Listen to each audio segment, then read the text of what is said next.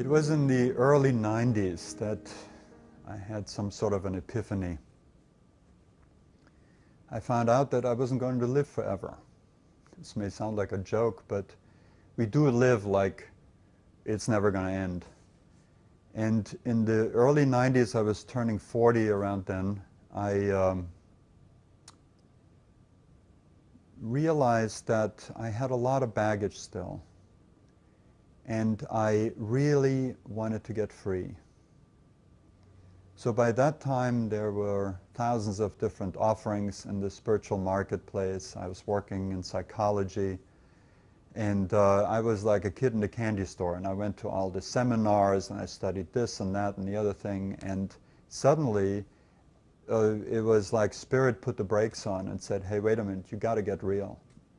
What is going to set you free? And so I stopped, and I said, I can't just distract myself here. I have to find what really has the power to set me free of my suffering and my mind and my emotions, and show me the depth of the heart and the great stillness of what I am.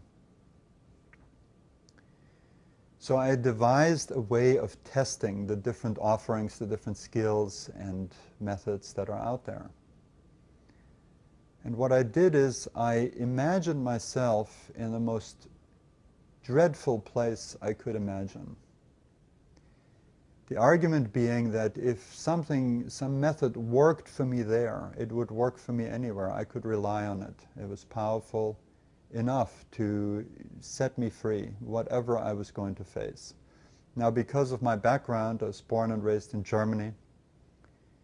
The most dreadful place I can imagine is to be a prisoner in a concentration camp. Naked, head shaved, starving, beaten, and on the way to the gas chambers with other people like myself. An absolutely dreadful situation, and one that was very real for me because I had been raised with those images, with the reality of what happened there.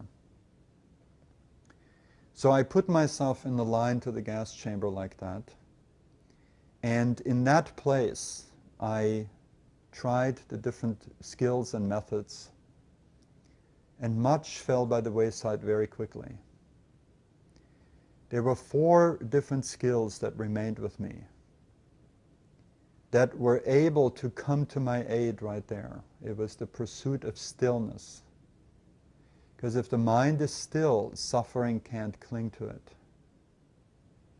It was the training of the heart, or gaining a sense of deep devotion. When you have that heartfelt connection with your God, with your higher being, that will not abandon you if it's true and deep. And it was 2 specific skills that helped me with the suffering emotionally. It's open attention, a tool for emotional harmony. And with the mind, which is really the cause of all suffering, the place of all suffering, it was the work of Byron Katie. So those 4 skills allowed me to help myself, to get myself out of this nightmarish situation in the concentration camps. But there was one more thing to do. I had to test these skills in the place. So I flew to Poland and I went to Auschwitz, and I spent some time in Auschwitz practicing these skills in this horrendous place. And I identified with the prisoners, and I identified with the guards. And I cannot give you the experience that I had, because it's an experience.